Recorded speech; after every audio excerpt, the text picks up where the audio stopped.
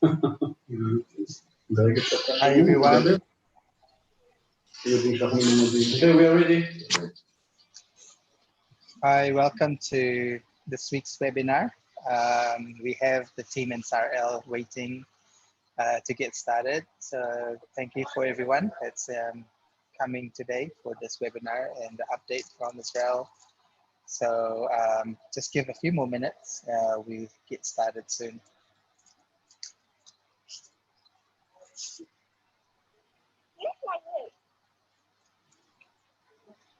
I'm hungry. It's lunch.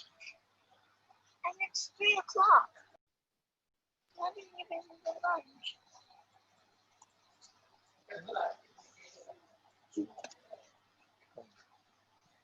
Okay, I think we can get started.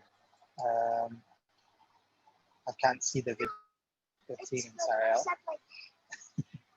Sometimes when they're talking, I think they're talking Yinon? as you're present, but as you're going to present it. Yes, hi. Yes, Yinon, how are you?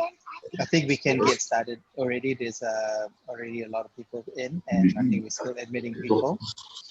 So take it away, Yinon. You can get started. Okay. Hello, everyone. Terima kasih for joining us today. It's a great seeing familiar faces, new faces, and we thank God that we have Zoom so we can see each other, but we still pray and wait for the day that we can meet in person, hopefully in Jerusalem or in Indonesia. Liz and Steven, thank you for arranging this meeting. We were just discussing about the situation in Indonesia a few minutes before you joined us, and we heard about your vaccine probably that will come out. So we pray that maybe the solution will come from Indonesia. So thank you today for joining us. Sitting with me are Ibrahim, our Asian department manager, who is taking care of the groups from Indonesia. Next to me on my other side is Ruven Doron. He is our director of ministerial relations and our official teacher. So when you bring your groups to Israel, you can invite Ruven to come and speak to your group in the hotel in the evening. And then we have Uri, the general manager of SARL Tours and Conferences. So we all came to say hello and to talk today a little bit about Israel. So we'll start with a few updates on Israel. Then Uri will say a few words, and Ruven will educate us about new routes and possibilities in the area of Megiddo and Mount Carmel in the northern part of Israel. So Israel is still, of course, like the rest of the world, affected by the virus. We have increased our checks in the country, so this increase in the checking increased the numbers. But the numbers that we are having are not severe, so most cases are without any symptoms even. So daily life in Israel mostly go as usual. We have to wear masks when we go outside, but other than this, it's mostly as usual. Most hotels have reopened again for the local market. Sites are open again, museums are open, restaurants are open, so we can enjoy the daily life as we know it before this pandemic. But of course, the thing that we miss are the visitors from outside. We are missing them, we are waiting for them to come, but we do see some positive progress because just in the last 2 weeks, Israel has opened up its borders for Israelis. So Israelis who are returning from what is called green countries are allowed to come to the country without the need of quarantine. So we hope this is the first step towards opening for tourists as well, so they can come and arrive to the country without being quarantined. The other positive progress is that Israel is now allowing Israelis to go out of the country to tour. So Israelis are traveling to Greece, to Croatia, Bulgaria, and some other countries without any limitations on the numbers. All they have to do is to bring a negative corona check document that you can soon do at the airport for the price of about $12. You can do a check in Ben Gurion Tel Aviv airport, and then they can travel abroad and come back. So thousands of Israelis are currently in Europe touring. Of course, we are waiting for the foreigners to come, but this is a positive progress because the next step would be foreigners.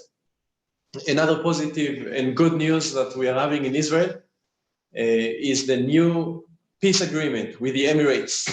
Israel and the United Arab Emirates have agreed to sign a peace treaty between the countries. Last week, we had the first ever commercial flight between Tel Aviv and Abu Dhabi by an El Al airplane flying over Saudi Arabia. For the first time, an Israeli registered airplane originating in Tel Aviv flew over Saudi Arabia. Soon after, Saudi Arabia announced that it will allow all flights originating in the Emirates to fly over its airspace, including Israeli companies. This means that in a matter of days, we will see the first Emirates and Etihad flights landing in Tel Aviv. So looking at the example of airlines like Turkish Airlines, which have Istanbul, Tel Aviv as their busiest route in the world, we believe that Tel Aviv, Dubai, and Tel Aviv, Abu Dhabi would become very busy routes. And I believe that this is great news for the Indonesian market. Not only you can make a stopover in the Emirates and a tour and then combine it with Israel, but you can actually fly all the way direct to Tel Aviv. So that's a very brief update about a situation in Israel. By the way, more countries are expected to join this peace agreement, countries like Bahrain and Oman, and hopefully even Saudi Arabia. So we hope that these new developments will make the relationship between Israel and the Muslim world better, and hopefully maybe Indonesia will join sometime soon. So thank you very much. I would like to pass on the mic to Uri, who will say a few words. Good morning, everybody, and thank you very much for joining us for this webinar. Thank you very much, Stephen, for organizing it. And I would like to give you a short update about us here at Tzarel after you got the general information about what happens in Israel. And we hope that the figures will improve and we will get to a better situation and a better stage in the coming future soon. At Tzarel, we never stopped working since the beginning of the COVID-19. We had our last groups leaving on March 20th, and ever since we haven't seen a tourist not in a screen. So we are looking forward for that day, and we have sent most of our employees on a leave. There's a special program by the state here that they get a paid leave due to the crisis. And we stayed with a team of about 20 people to keep on the business running, prepare the day after, prepare new materials, work on new softwares, make some new episodes on the tzarelacademy.com, where you will see Reuven as well over there, taking care of our clients, taking care of the future groups, moving groups forward, handling all kind of requests, new quotations, dealing with the suppliers for the day after. So we see our duty as a big company in Israel to be here for you in these times and to be ready for the days after, and not just to disappear now because there's a crisis and afterward you have no one to talk to, and the clients will not wait for us to wake up. So we stayed at this quite a high volume. I must tell you that I don't know about any of our competitors who've been functioning in such a mode. And we believe, we are optimistic. We believe that this is a big crisis, but has a beginning, middle, and an end. I hope we passed the middle, and we look forward for the end of it. And we are here to be ready for you and for your clients for the day after, with offers, with supply, with programs, with all the components that we offer in our packages for our group tours in order to return to the Holy Land. So that's what we are. all the clients that are working with us, they get very quick answers as much as it is dependent on us. And we are here for you, and we are here to develop new things. And we see this time also not only as a threat, but also as an opportunity. Like meeting all of you, usually before the COVID-19, nobody has time to sit in front of a computer for an hour or so to discuss and to learn and to develop new things. So we are here for that, and we are here for you afterward with questions, with tightening the cooperation and working on future business. So once again, thank you everybody for joining us this morning, and we shall continue with this webinar. Thank you, Uri. Before we get going with our educational for today, I would like to share with you a short video from the Israel Academy. I hope the video will not lag. It's a 4-minute video in Indonesian. So let me share my screen, and then we shall continue. I will translate to them, okay? Okay. Okay, can you see my screen? Selamat datang di tangga selatan dari Bukit Bait Suci, salah satu situs arkeologi paling menarik di Yerusalem, dan satu dari 2 tempat di Israel di mana kita dapat mengatakan dengan keyakinan bahwa Yesus pernah berjalan di atas batu-batunya. Dinamakan Ofra dalam bahasa Ibrani, artinya untuk naik atau untuk ke atas. Ini adalah tempat masuk ke halaman Bait Suci.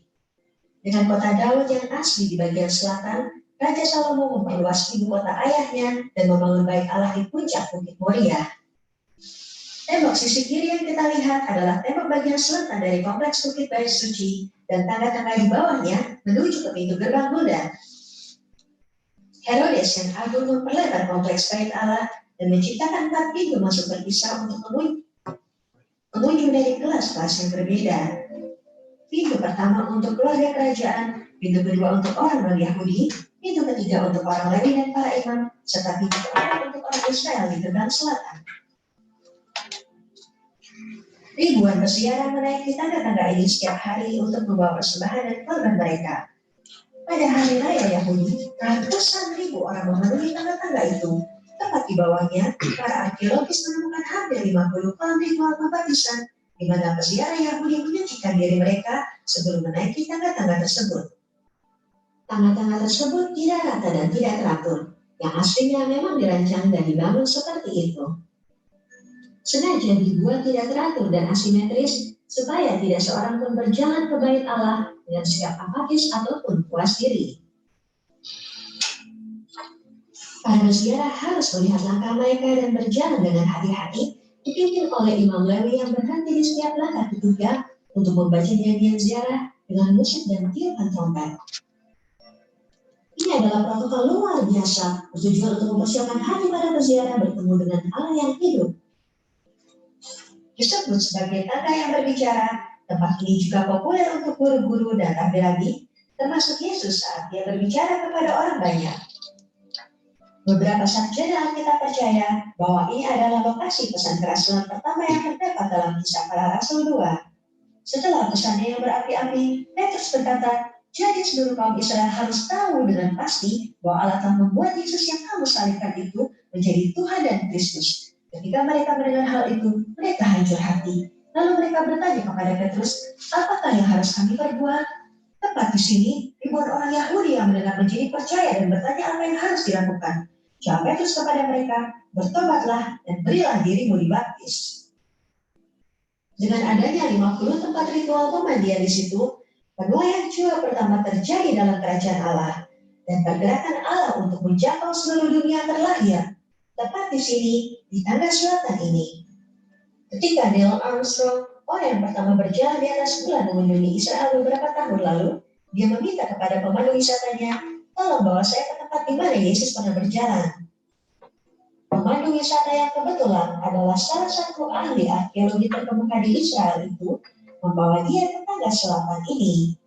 Neil Armstrong berlutut di situ dan berkata, saya lebih tertarik berjalan di tangga ini di Yerusalem daripada berjalan di permukaan bulan. Hari ini adalah saatnya Anda terhubung dengan kebenaran yang luar biasa ini. Terima kasih telah menonton. Apabila Anda ingin melihat versi lengkap dari video ini, Atau Thanks for watching. This is one of many videos that we are having about different sites in Israel, in Bahasa, Indonesia. So make sure to visit our YouTube page. I will paste the link later on so you can log in. And then if you subscribe, you can get updates on the coming videos. Every week we add more sites. Some of the sites are new, very interesting, for you to get ideas of new itineraries and new possibilities. So I would like to pass on the mic to Reuven now. Thank you, Yinon, and thank you, Uri. And thank you, all of you, for joining us today. This is a very special opportunity for us to spend time with friends who have faith and hope to get back to Israel before too long. And this is, of course, all of our expectation. The video that you just saw had to do with the southern steps in Jerusalem. And it's one of the videos that we produced earlier. And I'm sure it was a blessing to your hearts. You see, the point is in Israel that one of the names of that region, the Jerusalem region and Israel as a whole, is called the land of Moriah in the Bible. And I want to teach you one Hebrew word. Moriah in the Hebrew language is made of two words, Mori and Yah. Mori means my teacher, and Yah, of course, is the short name for Yahweh, the name of God, one of the main corporate names of God. And so the entire region of Jerusalem, and some scholars say that the entire land of Israel can be called the land of Moriah, the land where God teaches us many wonderful secrets. And so your visit to Israel is always more than just destination visit. There's always a heart component. And as you know your audiences, and we know the audiences that we are hosting here in Israel, most everybody comes to Israel with a heart of faith to receive something special that only this country can offer. Today, we wanted to take you for a few minutes through a number of interesting sites in the northern part of Israel, Mount Carmel, the Armageddon Valley, and sites in the Galilee. I'm sure that some of you will know them, and for some, these will be new sites. So let's take a look at the next picture, please. This is a topographical map of Israel, and we'd like to start with that, just to help our visitors understand how the land is built. Israel is a long and narrow strip of land right along the eastern shore of the Mediterranean Sea. In the Bible, the sea is called the Great Sea, because at the time, this was the greatest body of water that the inhabitants of the land of Canaan recognized. And as you can see, the Mediterranean is on the left side of the picture. The coastal plains rise gradually toward the green area, which are what the Bible calls the mountains of Israel, the mountains of Judea in the south and Samaria in the north, what is politically considered today the West Bank. And then the land drops down sharply toward the Jordan Valley, which of course includes the Kinneret, the Sea of Galilee up north, and the Dead Sea in the bottom of the picture. This valley, by the way, the Jordan Valley, is part of the Syrian-African rift, which is the longest rift in the surface of the earth. It is a tectonic rift stretching all the way from southern Turkey to Central Africa, more than 3,000 miles. And it includes the deepest points on planet Earth, which of course, as you would remember, is the Dead Sea, about 1,400 feet below sea level. But today we're looking into a few sites up north, and the next slide will show us, especially we wanted to focus our point today on the Jezreel Valley. It is in the southern part of the Galilee. It is the largest valley and the most fertile valley in Israel. In fact, a beautiful part of the land filled with farms, fields, orchards, agricultural communities, kibbutz communities, as you would call them, and it is resting right between the Carmel mountain range and the southern Galilean mountains. You see on the horizon in the big picture, Mount Tabor, in the Hebrew language, Tavor, which according to some Christian scholars is considered to be the traditional site of the Mount of Transfiguration, where the Lord Jesus took Peter, James, and John, and they went up to the mountain where he was transfigured before their eyes. There's a beautiful Catholic church on the top of the mountain, and it is a great spot for many visitors to visit. Next picture, please. Gives us aerial view of the Megiddo Mound. I'm talking about the left top picture. The Mound of Megiddo, or as we call it in Hebrew, Har Megiddo, simply means in the Hebrew language, the Megiddo Mound or mountain. It is an artificial mount, was actually built over many, many centuries as dozens of communities kept being rebuilt on the foundations or the ruins of the previous communities. And so it became a small mound, kind of a large hill in the western part of the Valley of Jezreel. And it is a very popular place for many, many of your groups. I'm sure some of you have been to Megiddo before. This is the biblical site of Armageddon, which of course is the Anglicized verbiage for Har Megiddo in the Hebrew language, the Mound of Megiddo. It is a fantastic site, incorporates a number of ancient communities built on top of one another. It is mentioned numerous times in the scriptures, both in the Old Testament and in the New Testament, where it is described as the site where the final military campaign against Jerusalem will be set up. Many people talk about the Battle of Armageddon. The Bible actually does not talk about a Battle of Armageddon, but rather talks about the place where the armies will be gathered on their way to attack Jerusalem. The end of this battle, those of you who know the Bible, is a divine intervention from heaven where God conquers. One word about the top right picture, about the water system in Megiddo. It is one of the most amazing water systems, waterworks, that your groups will ever be able to see in Israel. It is an archaeological, biblical phenomenon. And the reason is, just for your education, so you can pass it on to your clients, the reason is that there were two springs of water feeding the ancient communities, and both of them were at the bottom of the hill outside of the city walls, which means two things. One, that it was a lot of work, usually for the women, to go down to the springs every morning and draw the water and then climb up a long, hot journey with jars of water on their backs to bring water back for their home duties. So it was a lot of work. Secondly, it was not safe because any attacking army that will come from around the area to surround the community, first thing, they will take charge of your water supply and starve you to death. And so these waterworks, the water system, as you see in the picture on the right bottom part of the slide, actually describes how the inhabitants, the ancient inhabitants, by hand, dug very deep shafts through the rock formations from the top of the tail, the top of the mound, all the way down to the bottom of it, and then dug horizontal shafts. This was quite an engineering feat.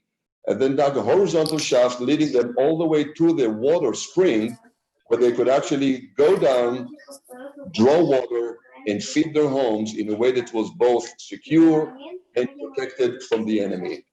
Marvelous place to bring your groups to. Next picture, please. That is a picture of probably some of the Israeli Air Force units. I'm sorry? Right. And of course, it refers to the fact that Armageddon will be a site someday in the biblical calendar of a major military campaign. This also oversees the Israelis' Northern Air Force Command. It is actually an underground Air Force, military Air Force that is in the valley of Jezreel, very close to Armageddon. A few beautiful pictures from the Mount Carmel. As you remember, the Carmel mountain range is a small mountain range, kind of shooting from southwest to northeast, or rather from southeast to northwest, on the northern shores of Israel, right by the Bay of Haifa.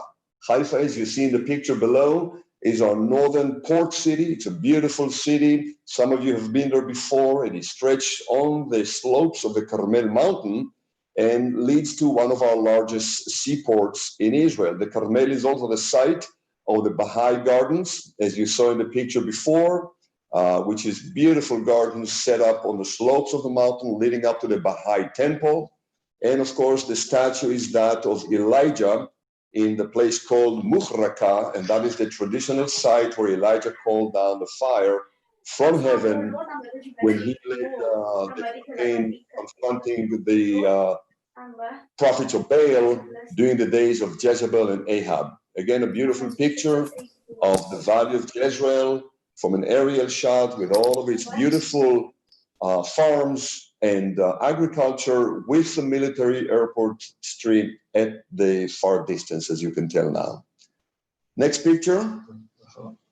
That was it? Yeah. All right, that was it for today. And this is just a nugget of an educational piece that our Sarel Academy, which is the educational division of Sarel Tours, will offer to your groups. Whenever you come to Israel, our teachers, myself, or some of the other team members will be available free of charge. It's complimentary service to your groups when you come to Israel to meet with a group and bring the biblical perspective to the different sites that you will visit. It's a pleasure to see you today and looking forward to see you in Israel in person very soon. Back to you. Thank you, Reuven. We will soon allow some time for questions and answers. So if you have any question about the sites or any site, Reuven is also here, able to help. Now we will go on to Ibrahim, who will give us some words.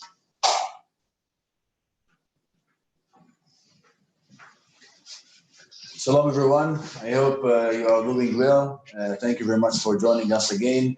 My name is Ibrahim. I'm the agent department manager at Sarel Tours. I'm the one taking care of my department, the one taking care about of the groups from Indonesia and also building up itineraries and also quotations for you and for your groups. And I would like to share with you a few important points for arranging your tours. I know that most of the Indonesian market is doing Egypt, Jordan, and Israel, 3 countries. This is one of the most famous packages. And I would like to speak first of all about the arranging tours. Maybe you think if you will contact your agent separately in Egypt, in Israel, and Jordan, the cost will be lower, maybe by a few dollars. But if you, for example, contact only us, we can serve you with these 3 countries and these 3 countries without, contacting one person for the whole tour. Instead of contact one agent in Egypt, second one in Israel, and the third one in Jordan. So in order to save the headaches for you, so you can point to us, and we have our partners in Jordan and Egypt that helping us out, and it's quite good companies. And also they can offer special rates for the Indonesian market. So if you are interested in 3 countries, doing by one person, so you can send it to us and we can take care of it. And doesn't matter what group you have, if it's Catholic or born again Christians or Muslim, you can also, of course, to let us know, because it's very important to assign a good guide that he can fit the group needs. If it's a Catholic group or it's a born again or it's a Muslim group, so we need to assign a guide that he can fit the group's expectations. This is also important, and I would like to encourage you. Look like that 2021 is very far, but it's not. It's like a few months from today. A lot of agencies already started working on 2021 very hard. So I really want to encourage you. If you have any requests in mind, if you already did tours at the Holyland, or if you are looking to do it in the future, and this is your first time, we are here for you. We can always help you with new itineraries and new ideas, and also good rates, no matter which, if you are doing 2 countries, 1 country, or 3 countries. So every request you have, or every question, or you can contact Liz and Stephen directly, and they will take care of it, and they will send it to us, and we will start our communication together.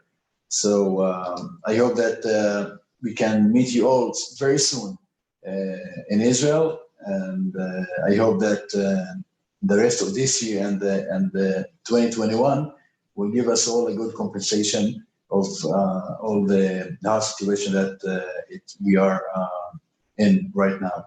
So thank you again, and stay safe for now. Thank you, Greg. Stephen? Yes, thank you very much for the update. Very interesting, and I'm sure we're all itching to get there sometime soon.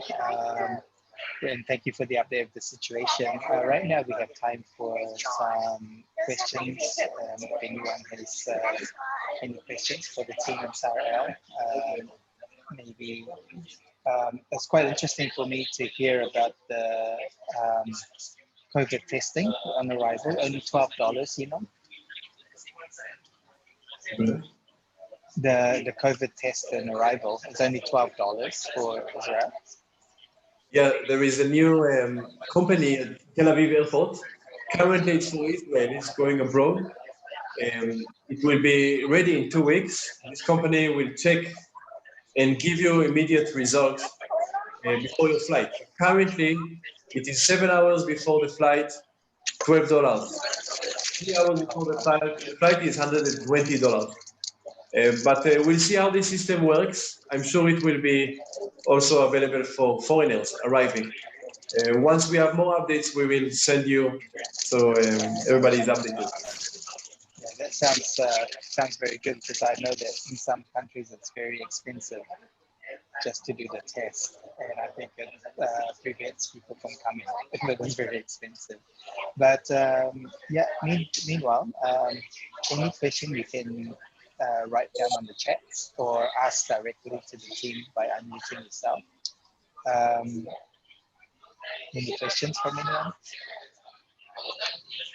Hey, Stephen, for the sake of everybody who's on the Zoom, perhaps the folks can mute their microphones unless they have something to say, because I think it makes it hard for people to hear. Yes, it's all been muted, and they can just unmute themselves, so everyone's muted. But I did hear some Thank you. some voices before, but I don't know where that one came from, because I was looking for it and I couldn't find it. But we were all mute. Maybe it's my one. I'm in a cafe, sorry, so it's quite busy here. But if there is no more question, we will send out the PowerPoint today, and if anyone missed anything, you can always catch up on our YouTube channel. That's it's on there right now. So anyone who wants to rehear and everything that was said today, they can go back to the YouTube channel. But seems like it's no questions. Everyone is happy. Maybe one thing, Steven. I would like to show everybody something that we have installed in our buses. What is that? Hold on.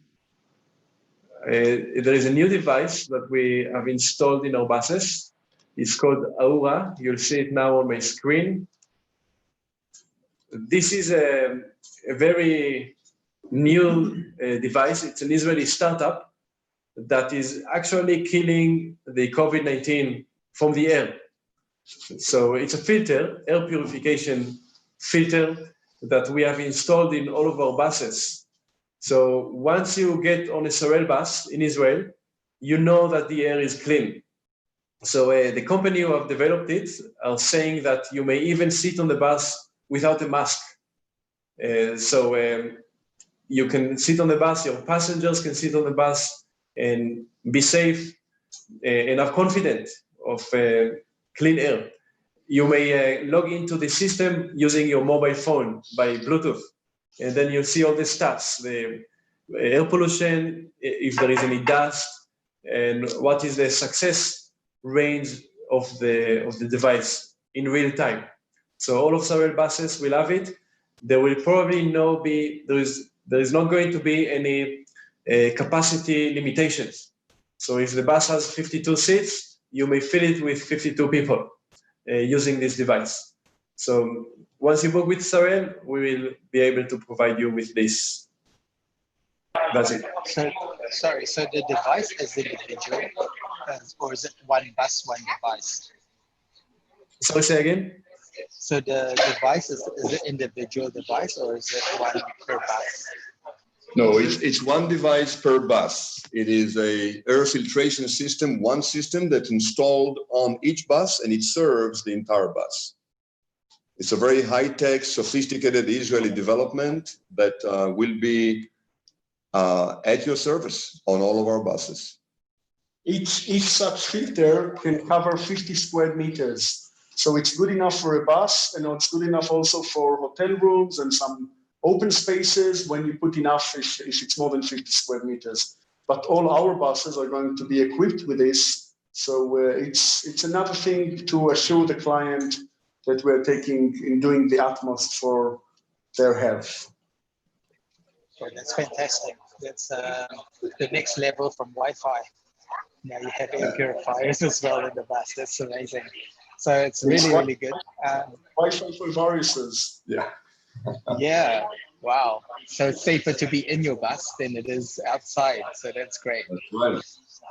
Yeah, but it's a fantastic update. So thank you so much for everything. We have posted the URL link to download the PowerPoint and also to see the video as well from today's webinar.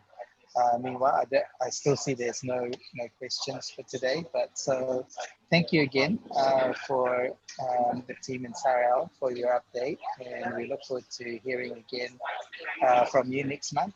And it's getting closer to the opening, I'm sure, and we're all waiting for that day when the good news comes out and the vaccines are out and borders are starting to open up. So thank you so much for today. And Thank you.